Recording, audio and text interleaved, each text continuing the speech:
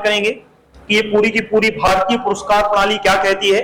ये पूरी भारतीय पुरस्कार प्रणाली रहेगी, जिसमें भारतीय पुरस्कार प्रणाली के अंतर्गत कितने पुरस्कार हमको याद रखने हैं। नागरिक सम्मान के अंतर्गत भारत रत्न पुरस्कार है, जिसकी शुरुआत 1954 में हुई है। ये भारत का सर्वोच्च सम्मान पुरस्कार माना जाता है नागरिक के क्षेत्र में। इसके बाद साथ में पद्म पुरस्कार भी दिए जाते हैं, लेकिन पद्म पुरस्कार दूसरे नंबर पर आते हैं, पहले नंबर पर भारत रत्न आता है। पद्म पुरस्कार में 3 श्रेणियां हैं, पद्म विभूषण है, पद्म भूषण है और पद्म श्री है। कहने का मतलब ये आपका जो पुरस्कार रहेगा नागरिक सम्मान, भारतीय नागरिक प्रणाली के आधार पर पुरस्कार बांटे गए हैं। नागरिक सम्मान में भारत रत्न की शुरुआत 1954 से हुई है, जो सबसे सर्वोच्च सम्मान है भारत रत्न। उसके बाद पद्म पुरस्कार दूसरे नंबर पर माने जाते हैं, लेकिन अगर क्रम ऑर्डर कोई पूछे तो सबसे बड़ा भारत रत्न, फिर पद्म विभूषण, फिर पद्म भूषण और पद्म श्री। ये सबसे छोटा पुरस्कार कहलाता है नागरिक सम्मान की श्रेणी में। व्यक्तियों को ये पुरस्कार क्या किए जाते, दिए जाते। देशभक्ति के आधार पर भी कुछ पुरस्कार दिए जाते। युद्ध के क्षेत्र में जीतने पर परमवीर, महावीर चक्र, वीर चक्र प्राप्त होता है। कहने का मतलब है, यानी कि अभी आगे चलेंगे तो हम डिटेल में पढ़ाएंगे कि क्यों महावीर चक्र मिलता, क्यों परमवीर चक्र मिलता और क्यों वीर चक्र जो है वो आपका दिया जाता। शांति के क्षेत्र में अशोक चक्र, कीर्ति चक्र और शौर्य चक्र जो है वो क्या किया जाता है, व्यक्तियों को दिया जाता है। फिर यहीं पर भारतीय पुरस्कार प्रणाली और भी है, ये वही है, वो एक पेज में तो बनी नहीं तो उसको नीचे लिख लिया। नेतृत्वकर्ता के लिए कोई बढ़िया नेतृत्व करके दिखाए तो इंदिरा गांधी शांति पुरस्कार दिया जाता है। राष्ट्रीय साहित्य के क्षेत्र में ज्ञानपीठ, साहित्य पुरस्कार, व्यास पुरस्कार, सरस्वती पुरस्कार दिए जाते, ये भी आपको पढ़ने हैं। खेल के क्षेत्र में राजीव गांधी खेल रत्न, जिसका नाम बदल दिया गया है, मेजर ध्यानचंद पुरस्कार के नाम से जो है वो जाने जा लगा है। द्रोणाचार्य पुरस्कार, अर्जुन पुरस्कार, ध्यानचंद पुरस्कार। राष्ट्रीय फिल्म पुरस्कार में दादा साहब फाल्के पुरस्कार और film fair award, Oscar award, ये सब जो है वो आपके चलते हैं। ये अपने भारत के स्तर के जो है वो आपके सारे के सारे पुरस्कार हैं। फिर इसके बाद हम एक एक करके अब स्टार्ट करेंगे, तो सबसे शुरुआत में पढ़ेंगे भारत रत्न पुरस्कार कि भारत रत्न पुरस्कार क्या है, क्या इसकी कहानी है। तो देश का सर्वोच्च नागरिक सम्मान जो है वो क्या माना जाता है, भारत रत्न माना जाता है। इसकी शुरुआत कब हुई थी, तो 1954 में इसकी क्या होती है, आपकी शुरुआत होती है। यह किस क्षेत्र में दिया जाता है, तो कला, साहित्य, विज्ञान के क्षेत्र में दिया जाता है। या कोई व्यक्ति बड़े पैमाने पर उत्कृष्ट या श्रेष्ठ कार्य कर दे तो भी उस व्यक्ति को क्या किया जाता है, ये पुरस्कार दिया जाता है। पहले इसका क्षेत्र सीमित था, लेकिन बाद में इसका क्षेत्र बढ़ा दिया गया, कला का क्षेत्र कर दिया गया है, यानी कि किसी का कौशल है वो क्षेत्र ले लिया गया है। तो फिर सचिन तेंदुलकर को उसी दौरान जो है वो आपका क्या है, ये पुरस्कार मिला था। फिर बाद में प्रणब मुखर्जी को, फिर ये आपके राजनेताओं को भी पुरस्कार क्या किया जाने लगा, दिया जाने लगा। नहीं तो ये राजनेता, खेल कूद पर आधारित किसी खिलाड़ी को ये पुरस्कार नहीं मिलते थे, ये केवल साहित्य और विज्ञान के क्षेत्र में क्या किए जाते थे, दिए जाते थे। लेकिन 2013 के बाद से ये क्या किया जाने लगा, देना प्रारंभ किया गया। 2013 में थोड़ा संशोधन किया और फिर जो है वो दिया जाने लगा। ये लिखा भी है 2014 से किसी भी क्षेत्र में व्यक्ति के द्वारा दिया जाने वाला ये क्या कहलाएगा, व्यक्तिगत पुरस्कार कहलाएगा। कोई भी व्यक्तिगत योगदान दे दे तो उसको भी ये पुरस्कार क्या है, मिल जाएगा। सचिन तेंदुलकर को ये दिया गया था, ध्यान करो। और कहा भी है सबसे पहले कम उम्र में भारत रत्न पाने वाले व्यक्ति कौन है, तो सचिन तेंदुलकर हैं, जिनको 2014 में ये भारत रत्न पुरस्कार प्राप्त हुआ है। अच्छी सुविधाएं मिलती है पूरे भारत में, पूरे विदेश में तुम भारतीय खर्चे पर जा सकते हो, सब कुछ आना जाना फ्री रहेगा, रहना खाना पीना सब फ्री रहेगा, तुम मौज से घूमो। तो इतना कार्य कर दो कि भारत रत्न पा जाओ, तो क्या जरूरत है किसी चीज की, बात समझ पाएगी नहीं। एक साल में केवल 3 लोगों को ही ये पुरस्कार दिया जा सकता है, यानी एक साल में केवल 3 लोगों को दिया जाएगा। इसका जो संकेत होता है वो क्या, ये भारत रत्न का संकेत है। पीपल के पत्ते पर, ये पूरा का पूरा पीपल का पत्ता है, इस पर सूर्य का चिन्ह, यानी कि ये जो सूर्य का चिन्ह है ये आपका क्या है, उकरा हुआ होता है या बना हुआ होता है। ये इसका पीछे वाला भाग है जिस पर सत्यमेव जयते, और ये आपका जो अशोक चिन्ह है, कहने का मतलब है वो आपका क्या है, इसके पीछे बना हुआ होता है। ये अग्रभाग है और ये पश्च भाग है। पुरस्कारों की घोषणा कब की जाती है, तो 26 जनवरी से एक दिन पहले 25 जनवरी को शाम को वो राष्ट्रपति के द्वारा इनकी क्या की जाएगी, घोषणा की जाएगी। भारत रत्न और पद्म पुरस्कारों की घोषणा की जाएगी। प्रथम बार 1954 में 3 लोगों को भारत रत्न दिया गया था, तो डॉक्टर सर्वपल्ली राधाकृष्णन सबसे पहले पुरस्कार पाने वाले प्रथम व्यक्ति हैं, ये याद रखोगे। एक साथ तीनों को दिया गया था, लेकिन प्रथम नाम किसका बुलाया गया था, तो सर्वपल्ली राधाकृष्णन का। इसलिए प्रथम पुरस्कार अगर पूछे तो मिला था तीनों को साथ। अब तीनों साथ में लेके थोड़ी पहुंच जाएंगे, एक एक करके बुलाया जाएगा, भैया तुम आ जाओ, फिर तुम आ जाओ, फिर तुम आ जाओ। तो पहले नंबर पर पाने वाले कौन थे, सर्वपल्ली राधाकृष्णन। दूसरे नंबर पर चक्रवर्ती राजगोपालाचार्य और तीसरे नंबर पर सीवी रमन के द्वारा यह पुरस्कार क्या किया गया था, प्राप्त किया गया था। फिर बात करते हैं मरणोपरांत भारत रत्न प्राप्त करने वाले प्रथम व्यक्ति कौन थे, तो लाल बहादुर शास्त्री थे। 26 जनवरी 2019 को भारत रत्न दिया गया है प्रणब मुखर्जी को, राष्ट्रपति को, जीवित रूप में, यानी कि जीवित रूप में ये पुरस्कार पाने वाले प्रथम व्यक्ति हैं। अधिकतर सबको मरने के बाद ही ये पुरस्कार जो है वो प्राप्त हुए। फिर बात करते हैं भूपेन हजारिका, जो असम के असमिया के प्रसिद्ध कवि, लेखक, संगीतकार हैं। उनको भी ये पुरस्कार क्या किया गया था, दिया गया था 2019 का ही।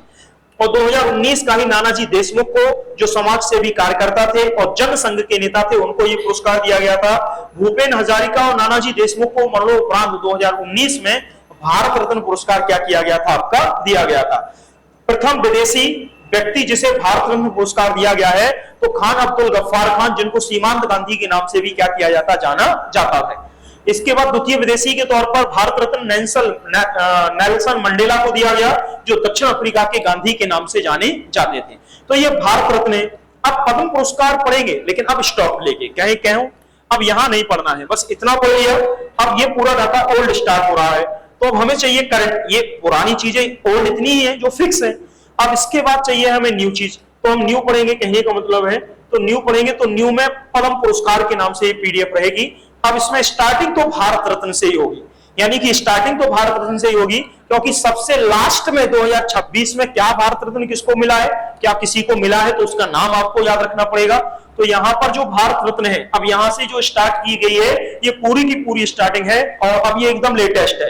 लेकिन इसका मतलब ये नहीं कि आप ओल्ड डाटा याद नहीं रखें, आपको ओल्ड के साथ न्यू डाटा भी आपको क्या करना पड़ेगा, याद करना पड़ेगा।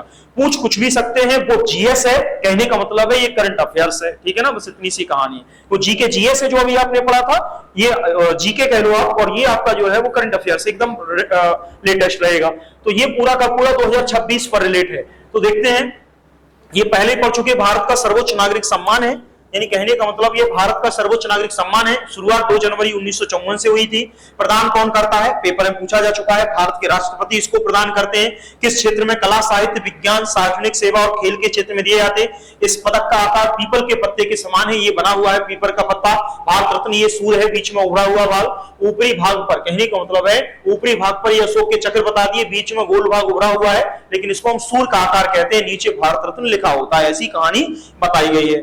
फिर बात करेंगे यहां पर, तो अब ये भारत रत्न पुरस्कार है 2026 के लिए, क्या किसी को भारत रत्न पुरस्कार मिला है, तो आपका जवाब होगा नहीं।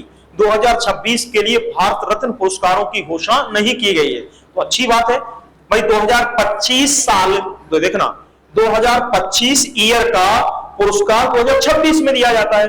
अब 2026 के लिए घोषित किया जाएगा 2027 में, तो अब 2025 के लिए कोई पुरस्कार नहीं दिया गया। तो जब 2025 के लिए पुरस्कार नहीं दिया, इसका मतलब ये नहीं कि हम उसको पुरस्कार नहीं दे सकते। हम 2025 का पुरस्कार 2027 में दे सकते, हम एक साथ 2-3 सालों का दे सकते हैं, ये सरकार के ऊपर डिपेंड करता है, वो उनकी कहानी है, ठीक है। तो यहां पर ये 5 व्यक्ति आप याद रखेंगे जिनको 2024 में भारत रत्न पुरस्कार मिला था। 2024 में क्या मिला था, भारत रत्न पुरस्कार जो है वो मिला था। फिर अभी आप कहो कि अभी पहली वाली लाइन आपकी गलत निकल गई, पहली वाली लाइन जो है वो आपकी गलत निकल गई। क्या कोई लाइन गलत निकली है, आपको कुछ पता ही नहीं चलता कि क्या पढ़ गए क्या, उनको पढ़ा दो जो पढ़ाना है, बस सीधी सी कहानी ये है। चलिए कोई बात नहीं। इधर देखिए, सबसे पहले आते हैं कर्पूरी ठाकुर, इनका बहुत नाम है। इनको मरणोपरांत ये पुरस्कार मिला है भारत रत्न 2026 के लिए, सॉरी 24 के लिए। जननायक के नाम से ये बिहार में प्रसिद्ध है, कहने का मतलब है बिहार के ये पूर्व मुख्यमंत्री रहे हैं, पिछड़े वर्गों के उत्थान के लिए बहुत फेमस हुए हैं। तो इतनी सी कहानी हम याद रखेंगे, ये इसलिए ताकि हमें याद तो रहे कि ये है कौन। बाकी तो याद यही रखना है, कर्पूरी ठाकुर को 2024 के लिए क्या किया गया है, भारत रत्न पुरस्कार दिया गया है 2024 में। लाल कृष्ण आडवाणी, इनको जीवित ये पुरस्कार मिला है। ये वरिष्ठ भाजपा नेता है, भारत के पूर्व उप प्रधानमंत्री रहे हैं, राम रथ यात्रा के लिए प्रसिद्ध है। इन्होंने ही स्टार्ट की थी राम रथ यात्रा, श्रेय कोई और ले गया, पर वास्तविक करता यही है, इन्होंने ही शुरुआत की थी। अगर वास्तविकता कोई पूछे, कोई और नेता आ जाए नए, तो उन्होंने शुरुआत नहीं की, अटल बिहारी वाजपेयी ने भी नहीं की, लाल कृष्ण आडवाणी ने जो है वो आपकी क्या की है, शुरुआत की है। लेकिन फेमस अटल बिहारी वाजपेयी फिर ज्यादा हो गए, कहने का मतलब यह है, तो उनको प्रधानमंत्री बना दिया गया और उनको उप मुख्यमंत्री पद से संतोष करना पड़ा। वास्तविकता में प्रधानमंत्री पद के ये दावेदार थे, लेकिन बन नहीं पाए, ठीक है ना। राम रथ यात्रा इन्होंने ही प्रारंभ की थी। पीवी नरसिम्हा राव, ये भारत के 9वें प्रधानमंत्री थे, इनको मरणोपरांत ये प्राप्त हुआ है। ये 1991 के आर्थिक उदारीकरण के समय प्रधानमंत्री रहे।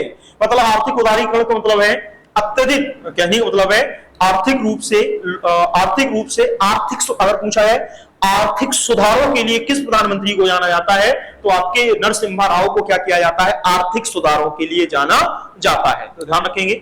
और इनके ही शासनकाल में आप ध्यान करो, जो आपने पढ़ा होगा 73वां और 74वां संविधान संशोधन, याद है कि नहीं?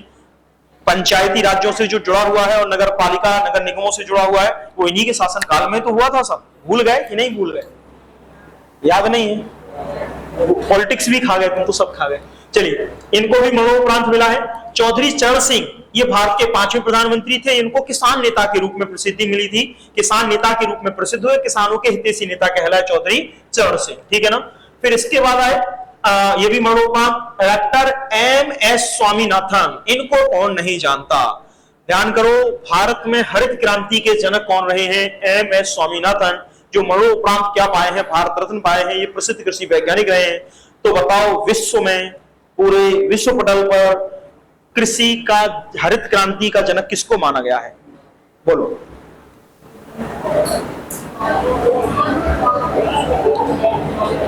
सोच लो। सही तो कह रहे हैं आप लोग, इतना कॉन्फिडेंस क्यों नहीं रहता? बोरलॉग साहब, नॉर्मन ई बोरलॉग पूरा नाम, ठीक है ना। चलिए, कोई बात नहीं, पीछे पीछे चीजें याद आएंगी धीरे धीरे। चलिए, अब ये परीक्षा के लिए कुछ प्रश्न, जैसे 2024 में 5 भारत रत्न घोषित किए गए, 4 मरणोपरांत थे और केवल लाल कृष्ण आडवाणी को जीवित दिया गया था। एम.एस. स्वामीनाथन को हरित क्रांति के ऊपर पढ़ लिया। पीवी नरसिम्हा राव आर्थिक सुधार के लिए फेमस हुए। चौधरी चरण सिंह किसानों के नेता के रूप में, और कर्पूरी ठाकुर को जननायक के रूप में जो है वो प्रसिद्धि मिली है, ठीक है। बस इतना पॉइंट भारत रत्न के लिए याद रखना है।